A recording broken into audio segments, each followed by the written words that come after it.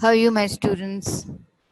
Well, I think the government has announced further 15 days holidays, or not holidays, but actually no classes or schools for further 15 days. But we will continue our communication with this, with the internet and Moodle system.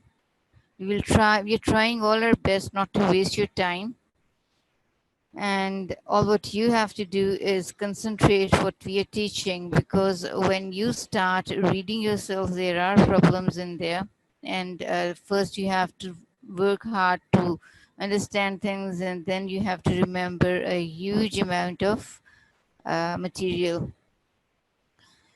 So we were on to the acute tubular injury. Until now we had really worked very hard with the glomerular injuries and the Bowman's capsule injury. Now these are the tubular injury, the only one topic that is tubular injury. So how is it caused? It causes acute tubular failure. It occurs in the form of necrosis of tubular epithelial cells. What do you think, what will cause these tubules to get injured? They're very, very sensitive. They work very hard to conserve and secrete water and other electrolytes and any form of, if there is a amino acid that has leaked into the tubules, they will reabsorb it and try to prevent it from getting lost. It is caused by ischemia. Any interruption in blood supply is not tolerated, or there is direct toxic injury. That toxic injury could be endogenous or exogenous.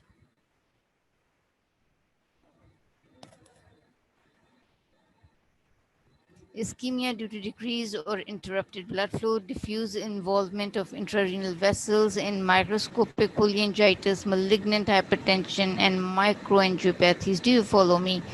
Microscopy, small, poly, multiple, and vessel disease, and microangiopathies, multiple, minor, or small vessel disease again.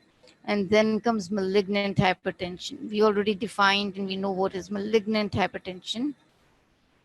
Blood pressure above systolic of 200 millimeter mercury and diastolic of above 120 millimeter of mercury. We have our chat box open so we can communicate. Systemic conditions associated with thrombosis. These are ischemia is decreased or interrupted blood flow because of the systemic conditions.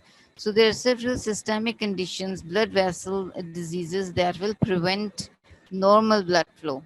Hemolytic uremic syndrome, thrombocytopenic purpura, disseminated intravascular coagulation, hypovolemic shock. This is the commonmost cause of ischemia.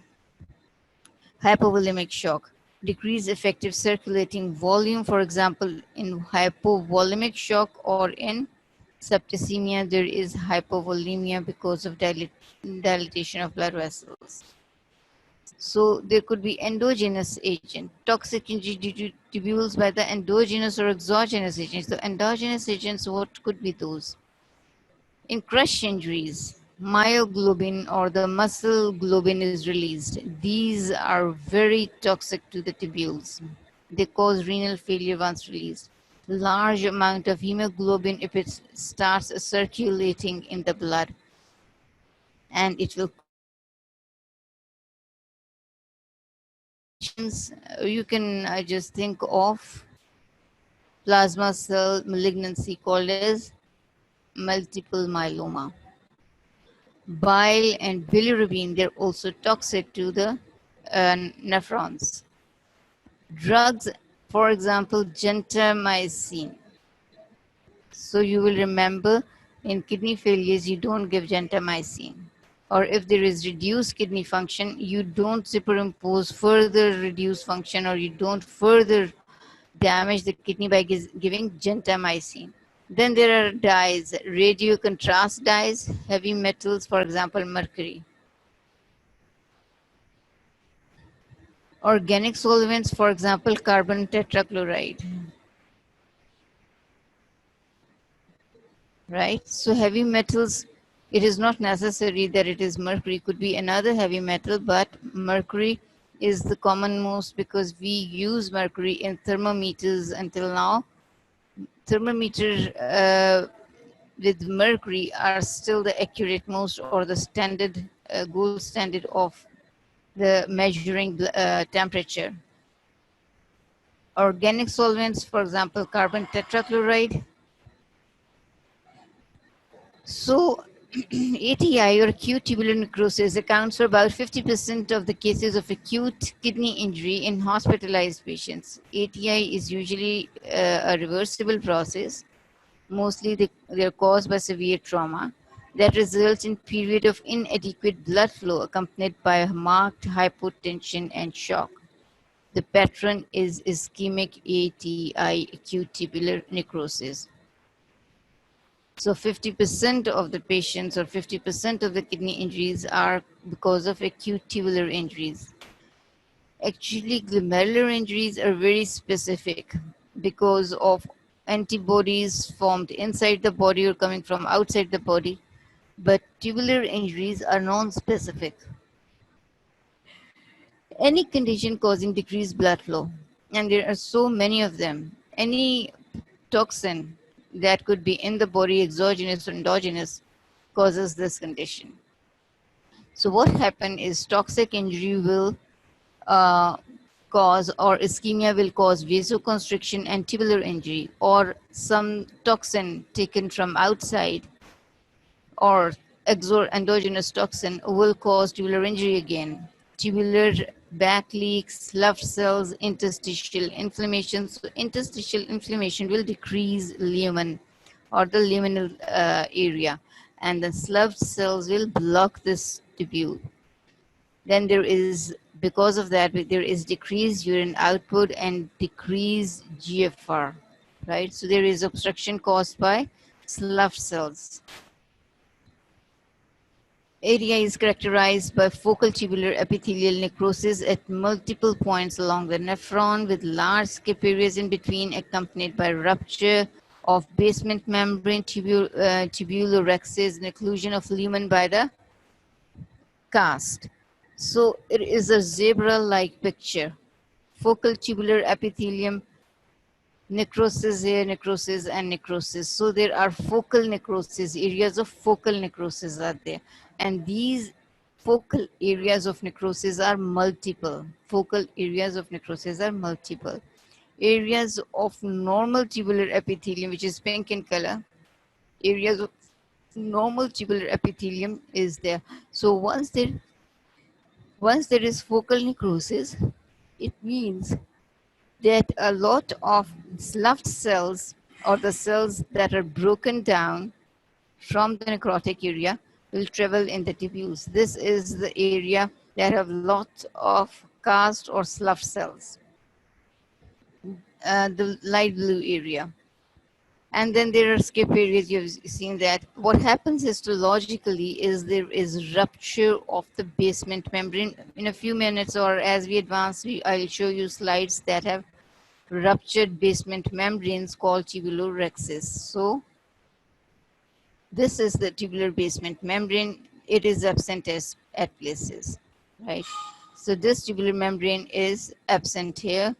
And look at the cells. They are like ischemic cells, or they have been injured by the toxin, but they are dying and they have lost their basement membrane. There is no basement membrane, but you can see areas of preserved basement membrane. Some are necrotic cells, yes, they have become detached. These are the cells that have fallen into the lumen of the tubule, detached from their basement membrane and have been sloughed into the tubular lumen, whereas others are swollen, vacuolated, and degenerated. So these are swollen cells, and you have noticed tiny little vacuoles in these cells. These tiny little vacuoles of the cells are hydropic changes, right? So these tiny little vacuoles of the cells, vacuoles in the cells are hydropic changes. The vulnerable areas are straight portion of the proximal tubule because 80% of work is being done by the proximal tubule, so it gets affected more. Ascending thick limb in the renal medulla, this is the second hardworking area, and focal lesions may occur in the distal tubules with the cast, and we have seen representation of that, the diagram representation of the cells, that in ischemic necrosis there are areas alternating with cast and necrosis. Morphology: cast in the distal tubule and the collecting tubules are eosinophilic high line cast. So they will not have a particular shape. They're just a high line in nature. You can just see eosinophilic material filling up the tubule. You will not see any particular shape or structure or cell. Pigmented granular cast may be there.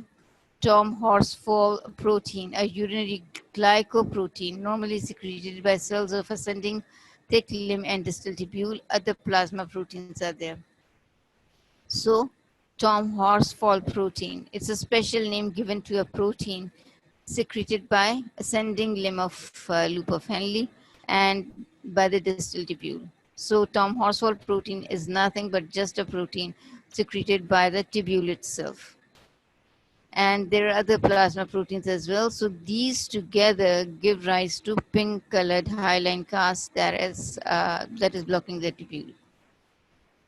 Other findings in ischemic ATIR: interstitial edema, leukocytosis. So there has been a release of cytokines. This calls for inflammatory cells and edema with dilated vasa recta. There is epithelial regeneration in the form of flattened epithelial cells with hyperchromatic nuclei and mitotic figure. With time, this regeneration repopulates the tubules so that no residual evidence of damage is there. So do you see that in the beginning we said there is a havoc played in this tubular epithelium? There is a whole havoc played there. But there are the tubules get filled, the collecting ducts get filled up with the hyaline, something like that, hyaline cast. Yes, so we see here normal collecting duct. So this normal collecting duct will get filled up with the hyaline cast, right? Something like that. This pink material which is not homogeneous. This pink material which is not homogeneous, it doesn't show anything. So what is important is, with time, this regeneration repopulates the tubules, so no residual evidence of damage is there. There is 100% recovery. So the good news is these tubules undergo 100% recovery.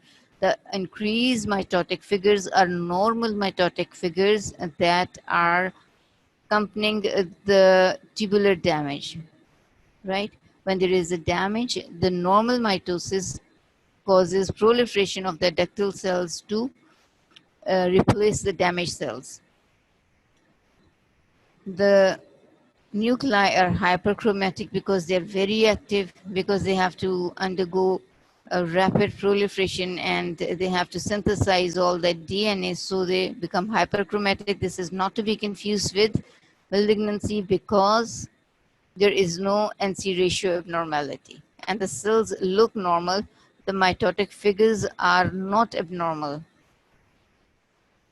The abnormal mitotic figures have lots of spindles around it. The epithelium of the tubules seen here are ragged from underlying necrosis. Look at this ragged epithelium, lot of ragged epithelium. And this is the this is hyaline cast, right? Ragged epithelium with undergoing necrosis because of ischemia. And this was done because of the hypotension. Right, hypotension could have so many other causes. So these are the proteins, Tom horsefall proteins. and other plasma proteins that are seen in the tubules. These are the ducts, right? These are the tubules. This looks like distal convoluted tubule. This is duct. This is this is duct again.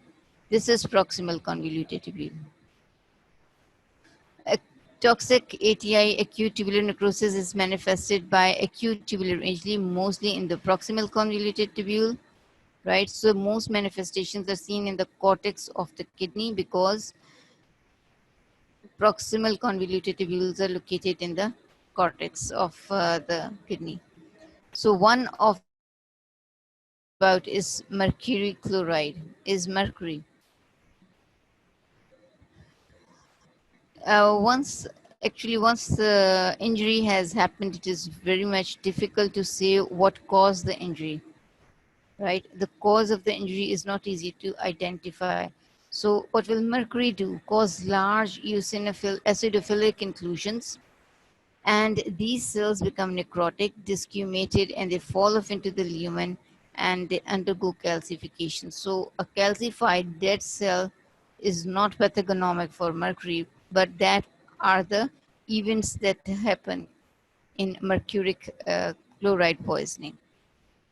Carbon tetrachloride poisoning, there are fatty changes followed by necrosis and neutral lipids cells.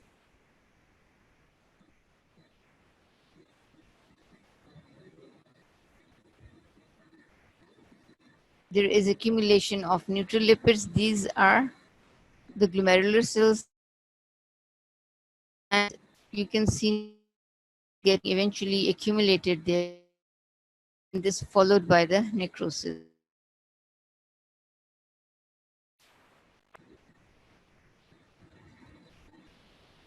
Ethylene glycol affects proximal convoluted tubules. You can see marked ballooning, hydropic or vacuolar degeneration of proximal convoluted tubule. Calcium oxalate crystals are found in the lumen. So calcium oxalate crystals could be because of ethylene glycol poisoning. Could be, not necessarily. And in this case, there is water filled vacuoles, right? Marked ballooning and water filled vacuoles, hydropic and vacuolar degeneration of proximal convoluted tubules. So the vacuoles have water filled vacuoles, and there is ballooning of the tubular cells. These are the tubular cells undergoing necrosis. Actually, it is really difficult to identify uh, the toxins by the changes it produces in the kidney. Right? There is vacuolar degeneration. There are a lot of vacuoles. There are vacuoles. Vacuolar degeneration is there, and ballooning of hydropic cells. The cells just fall off into the tubules. And so on. Lot of water is there in the tubules. Look at this one. Marked ballooning of hydropic or vacuolar degeneration.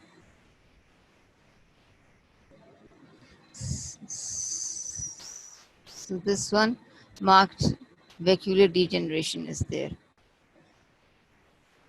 Clinical course of acute tubular necrosis is variable, and a classic case is divided into three stages: initiation phase, maintenance phase, and the recovery phase. Initiation phase does not last longer than 36 hours. That means 1.5 days, 24 hours plus 12 hours. And the maintenance phase stays there much longer, and the recovery phase till we get normal output of urine, there is recovery phase. So what happens in the initial 36 hours? Renal involvement occurs, right? There has to be renal involvement. There is slight decrease in the urine output with a rise in BUN. The oliguria is explained by transient decrease in blood flow and declining GFR. Oliguria is urine production less than 400 ml per day. Rise in BUN means azotemia, right? It is not uremia. Now we have azotemia. Maintenance phase is characterized by still decreasing urine output between 40 and 400 ml per day oliguria. Salt and water overload, so the kidney is not being able to throw out our toxins. Salt and water has overloaded, which means there will be edema, rising BUN concentration, and we have hyperkalemia, extremely dangerous for the heart because it can kill in very short time, minutes. So we don't let hyperkalemia to build up. Metabolic acidosis and other manifestations of uremia. So you have finally come across uremia, rising BUN concentration, which will give rise to uremia. And there is hyperkalemia, increasing salt and water concentration, and metabolic acidosis. So respiratory acidosis is because of the lungs, and metabolic acidosis is because of the kidneys. With appropriate management, patient can overcome the oliguria crisis. Otherwise, we will lose the patient. This is the time of acute renal failure. In recovery phase, we have steady increase in the urine volume, so we could have polyuria, somewhere urine around 3 liter per day, which could be more than 3 liter per day or less than 3 liter per day. The tubules are still damaged because there's a lot of urine production, so large amount of water, sodium, potassium, they're all lost in the urine. Now comes hypokalemia, right? So even hypokalemia is clinically problematic, and there is increased vulnerability to infection because we are losing large amount of urine and protein and salts and potassium and everything, right? So in recovery phase eventually begins when renal tubular function is finally restored. Concentrating ability improves, BU and creatinine levels began to return to normal. Subtle tubular function impairment may persist for months.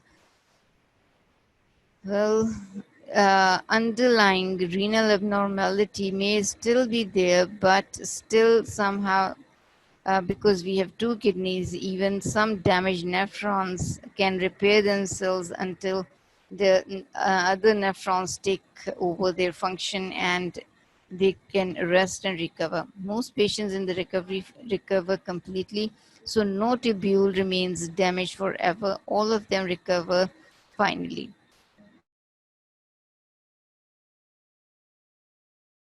Still, the prognosis of acute tubular injury depends if we have managed the patient very quickly and the initial insult was not too big.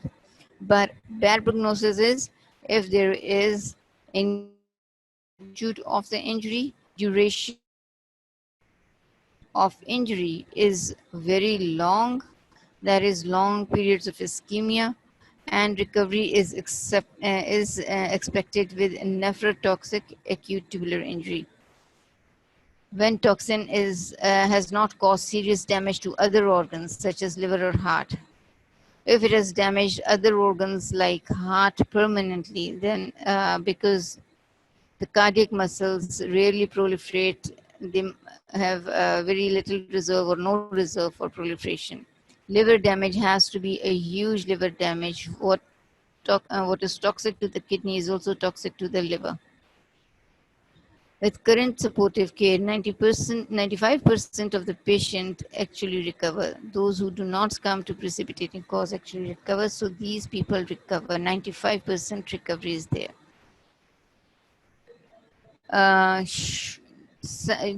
This decreased blood supply in shock. Decreased blood supply is related to the sepsis or burns, in particular extensive burns. And this causes multi-organ failure. If there is multi-organ failure, then it is difficult to save the person. Right? If kidney and heart are dying together, you increase the fluid load to help the kidney, but that overloads the heart. But if you decrease the fluid, that is lethal for the kidney. So things have to be managed and monitored very carefully. Now we come to the second topic of urolithiasis. Urolithiasis is a very simple topic for which all of you are familiar with, that you've seen people with renal stones quite often. Kidney stones are quite often seen. Most arise in the kidney, with men more commonly getting affected than the woman. Peak age is between 20 and 30 years. Familial and hereditary predisposition is there. Inborn errors of gout, cystinuria, primary hyperoxaluria is there.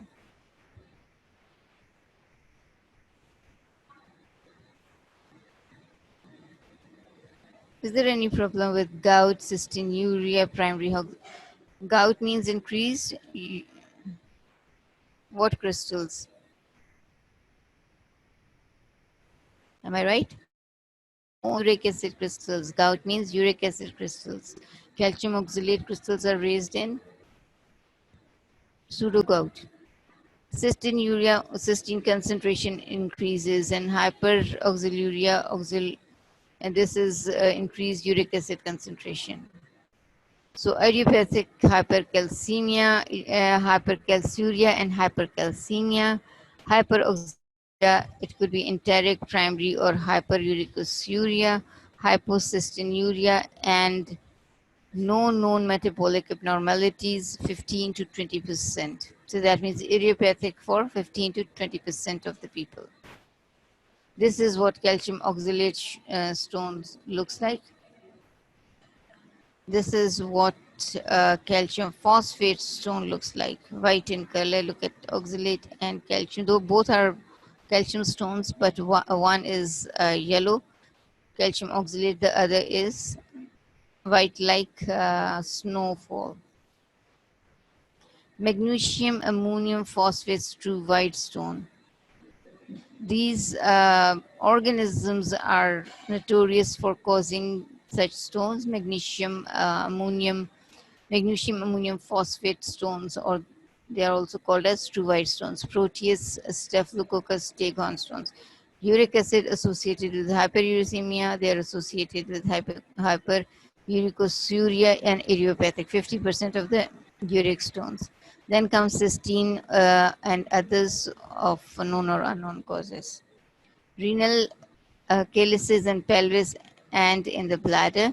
Renal pelvis, average, if it is formed in the renal pelvis, then it is 2 to 3 millimeter in diameter on average. It has smooth contours, irregular jagged mass of spicules, staghorn like calculus, smooth contours, right? It has smooth contours and staghorn calcula. It is called staghorn calcula, irregular jagged mass or spicules. These are irregular outgrowths of the calcium ammonium phosphate stone. So this is another stone that has protrusions that enter all the papilla of the kidney. This is the stone here, this one. This has been cut to show you the cut section of staghorn stone. Look at this one. Sometimes they are communicating, sometimes they are broken or separated. Uric acid stone. Uric acid stone are not seen by the normal radiographs. Uric acid renal stones again. This looks like a sea urchin or a sea sponge, right? This is uric acid renal stone. Cystine renal stone. Large piece of stone, a large irregular piece of stone. Now comes pyloritis. Cystine stone is also not seen on the radiographs. So there are stones that do not have calcium, like cystine, uric acid. They're not seen on the radiographs. Magnesium ammonium phosphate stones, yes, they can be visible on the radiograph. So X-rays are useful, or KUBs are useful for this. Then we come to chronic pyelonephritis. What happens in chronic pyelonephritis? Chronic tubular interstitial inflammation, renal scarring are associated with pathological involvement of calyces and pelvis. So whenever there is inflammation in the pelvis, and it will cause nephritis in the calyces and pelvis, inflammation in the calyces and pelvis, it will travel up the renal area and involve renal mass and will cause scarring eventually. When it is healed, it will leave scars there. Leaving scars mean a lot of fibrous tissue is there, and this fibrous tissue is not going to allow normal renal function to occur. So this is what the scar looks like. This is scar and a scar. So if there are scars in both the kidneys, what happens? If there are scars in both the kidneys are asymmetrical. They are asymmetrical in shape. So chronic pyelonephritis will have two forms: chronic reflux associated and chronic obstructive. Chronic obstructive means that some stone or some stricture is there or some external pressure is there on the ureter. Chronic reflux associated means that there is abnormal urinary valves or damaged urinary valves. Either they're congenitally abnormal or damaged. Congenital vesical ureteral reflex and internal reflex is there. Superimposition of infection is there. Scarring and atrophy of one kidney or both the kidneys is there. Chronic renal insufficiency may be there. Renal bouts of renal inflammation and scarring, parenchymal atrophy. These are the results that occur because of chronic obstruction. Bilateral posterior urethral valves become abnormal and unilateral calculi occur. Irregularly scarred bilateral and asymmetrical differential diagnosis, chronic glomerulonephritis, both kidneys are diffusely and symmetrically scarred.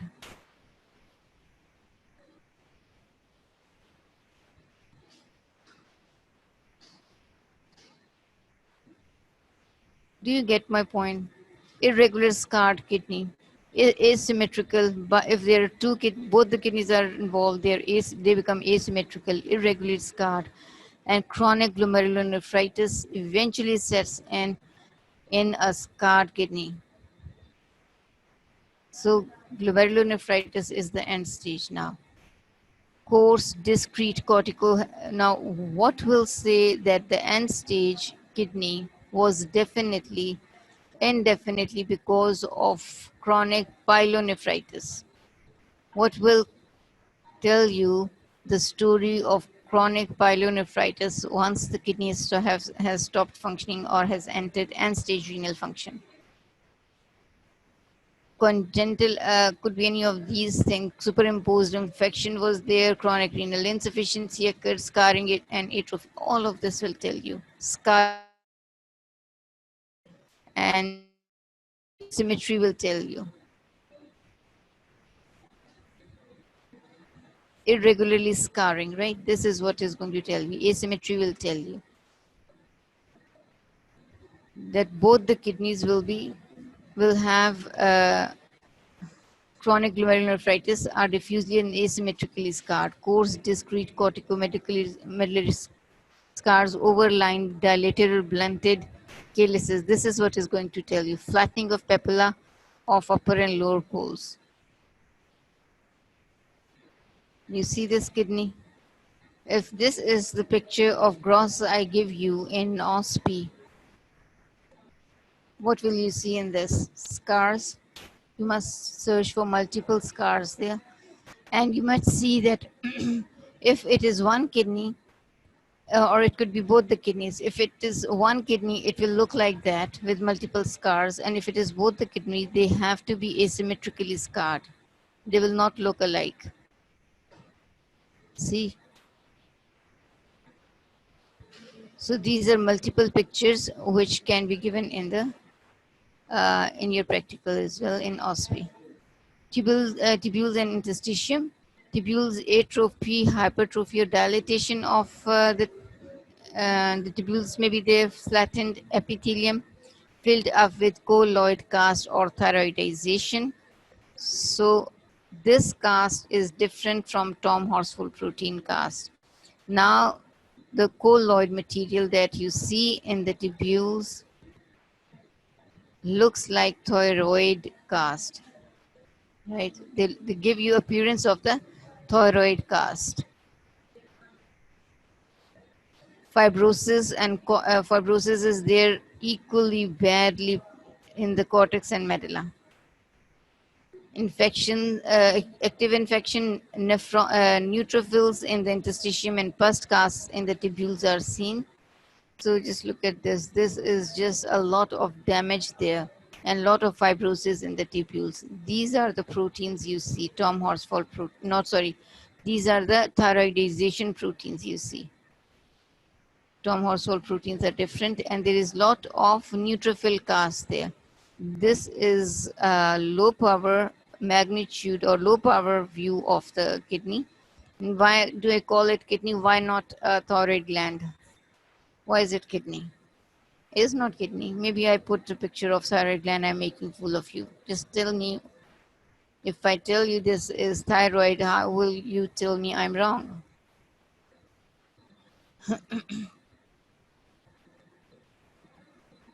Oh, good. What do red areas? These are proteins. These are amorphous proteins. Proteins that have no shape. They're just, what could be those? How will you read this micrograph? It's a good one.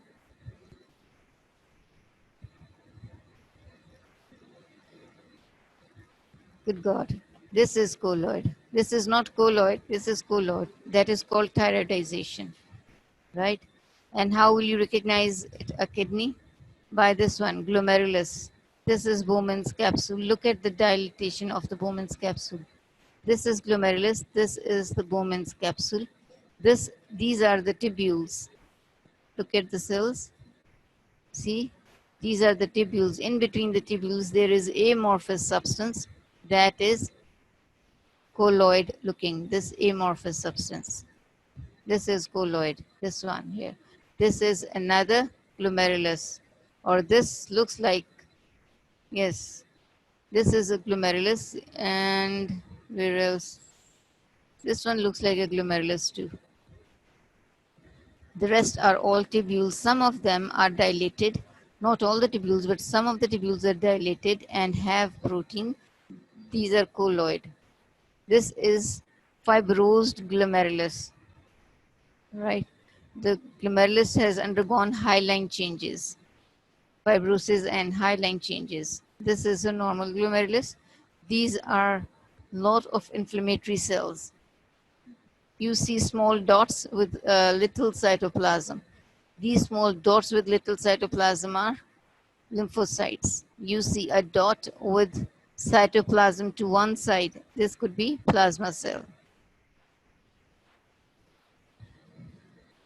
Vessels, obliterative internal sclerosis and scar areas there, arcuate and interlobar arteries, hypertension, hyaline arteriosclerosis. So arteries have undergone sclerosis and they're dying as well. Glomeruli may appear normal except for periglomerular fibrosis. So there could be periglomerular fibrosis as well. Around the glomeruli, there could be fibrosis. But in the end stage, there will be fibrosis of the glomeruli themselves. Ischemic fibrous obliteration. This is the end result. Ischemic fibrous obliteration. Secondary focal segmental glomerular sclerosis. Did you see something? Are you familiar with this? Secondary focal segmental glomerular sclerosis. You have studied this one. Secondary focal segmental glomerulosclerosis means that if portion or a part of the kidney focally dies, then rest of the kidney should take over the function. But if there is only one kidney, then the survival is questioned.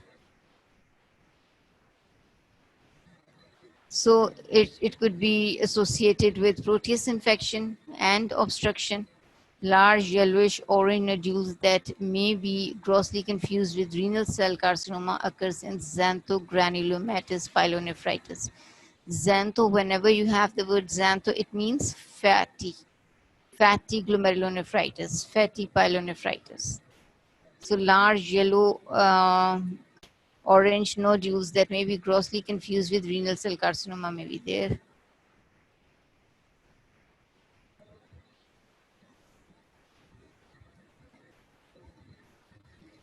Accumulation of foam macrophages intermingled with plasma cells, lymphocytes, polymorphonuclear leukocytes, and other giant cells.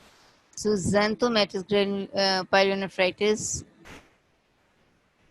fatty cells, foamy macrophages come in. Then there are plasma cells, lymphocytes, and giant cells, and leukocytes. So they're all inflammatory cells. Macrophages have got a lot of fat accumulation there. Do you see this? This is a macrophage with all the fat accumulation.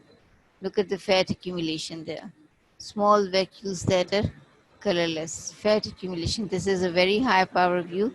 You lose the sight of nephrons and other structures, but you could see the cells. See? So this is a macrophage with a large amount of fat deposition. Xanthoma is just accumulation of fat anywhere in the body. This is xanthoma because there is accumulation of fat in the skin. This is in the kidney.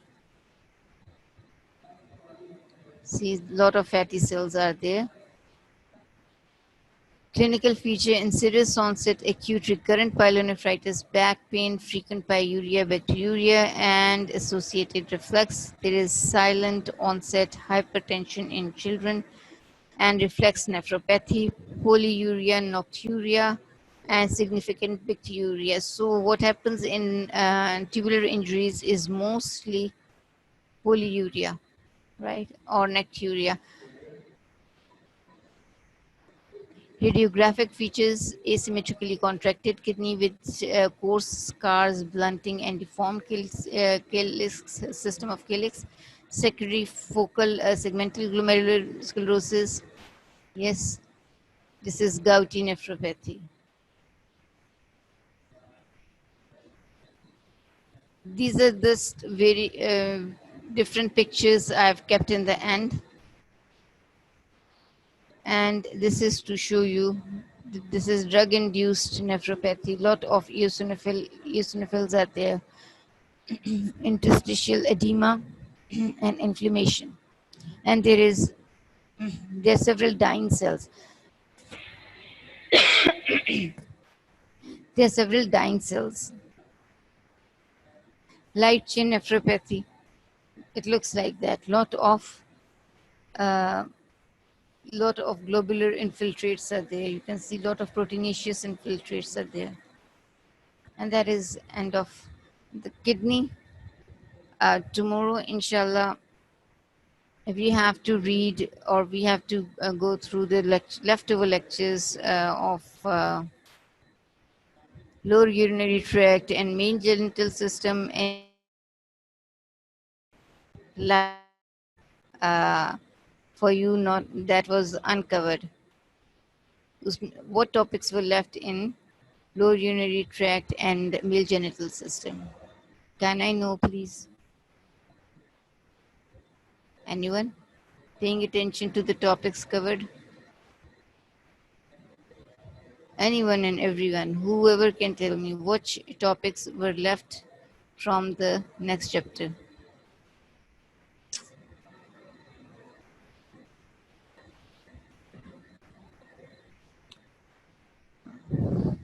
It was the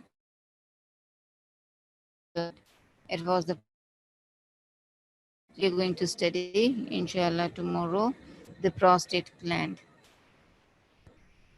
We will finish with the prostate gland as well. Is there any question? Do you want me to go back to any topic? Because I have about 12. So, can we discuss any topic in those 12 minutes? Do you want me to go any topic in the kidney? Please tell me now.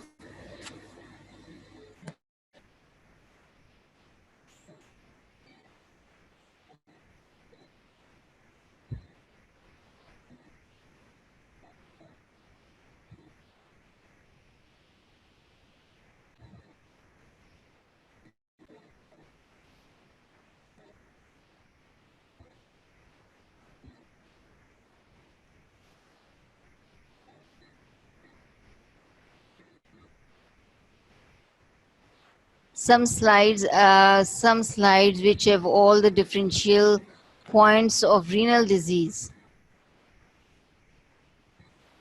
Hmm. You want revision, a quick revision. All right. So we were talking about toxins that have caused the renal disease, right? So what I can do is we can see the micrographs and discuss the kidney diseases again, right? So you have asked a question to summarize the whole of the kidney. Look, do you see any glomerulus? No, there is no glomerulus there. Do you see any glomerulus? So what is there is lots and lots of tubular cells that are getting damaged, and in so they have so many proteins in tubular lumen. There are proteins in the tubular lumen, and the cells are getting damaged. There's nothing else you see there. So this is acute tubular necrosis.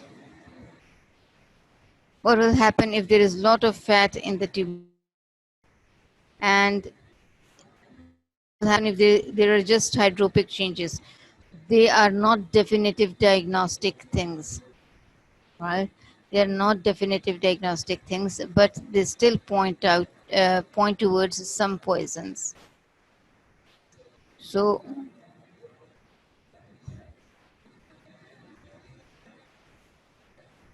mercury chloride, and then comes carbon tetrachloride, right? If there are if there is fat in the cells, then it is carbon tetrachloride necrosis. And if it is a lot of hydropic changes, look at this one. These are two specific slides I have shown you. Look at these cells. They're all filled with water. Cells are all filled with water. These are tubular cells.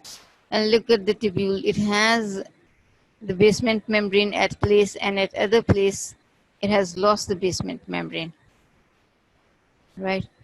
So this points out towards ethylene glycol renal injury. However, it is not always possible to find out which poison has caused the injury in the kidney, or what was the cause of injury. Almost, or you can say all the poisons or most of the poisons what are toxic to the kidney are toxic to the lung and heart as well. So there is not if there is no multi-organ failure, it is easier to come up with renal injury or in case of injury because of because of decreased blood flow, or ischemia. In case of that, the result there could be there be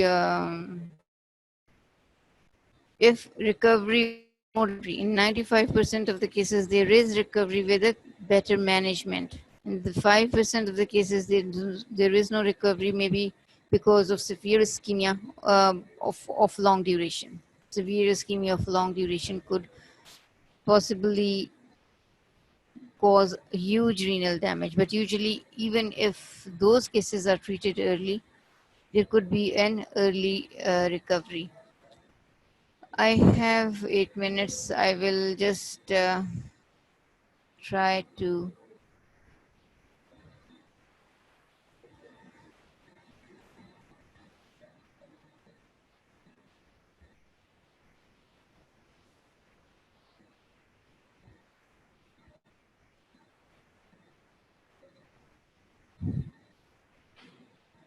those were, I will open up some of the, yes, this was focal segmental glomerulosclerosis.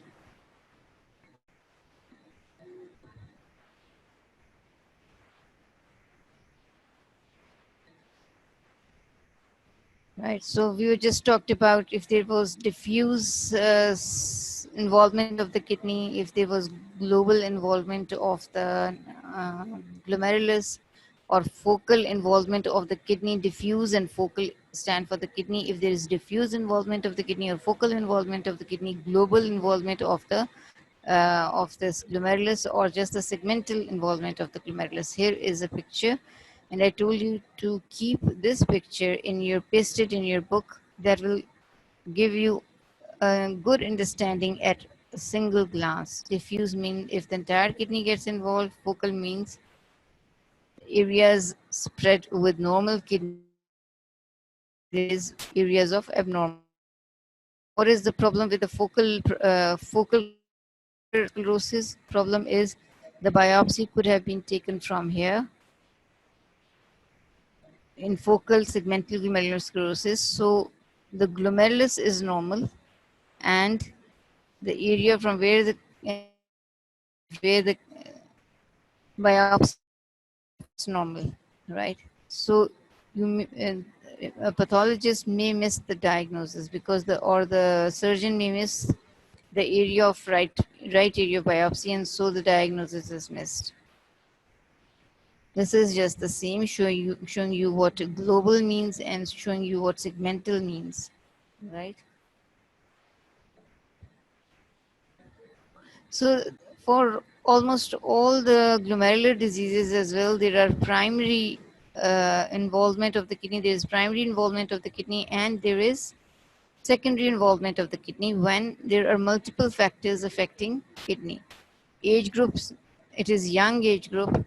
So young age group gets confused with the minimal change disease, because if a normal area of biopsy comes to see a normal area of biopsy, age is small, it is a possibility of minimal change disease. In minimal change disease, there is hardly much you see. So this was a picture you should also keep in your diagram. This diagram you could keep in your book. Type 3 hypersensitivity. This is post-streptococcal pharyngitis. This is post-streptococcal. Yes, post-streptococcal. What happens in the post-streptococcal? This, let me show you one good diagram.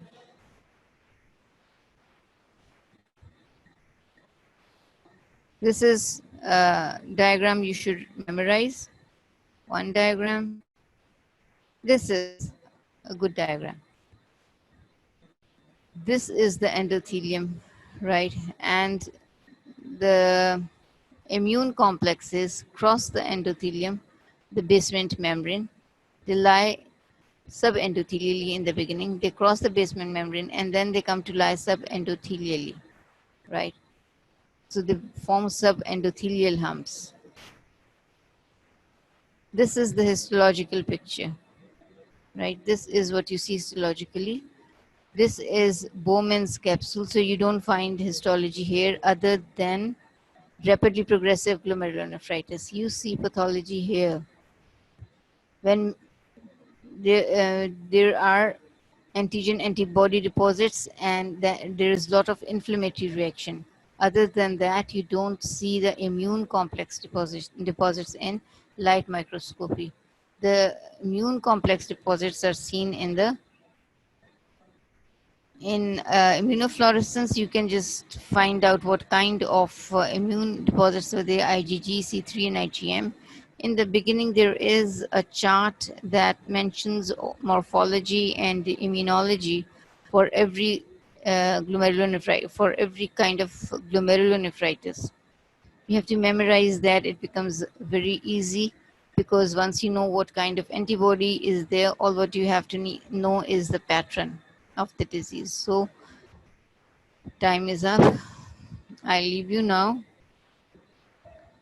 And Allah Hafiz, and good luck with the kidney. And if still there is a problem, please let me know so we can discuss it again.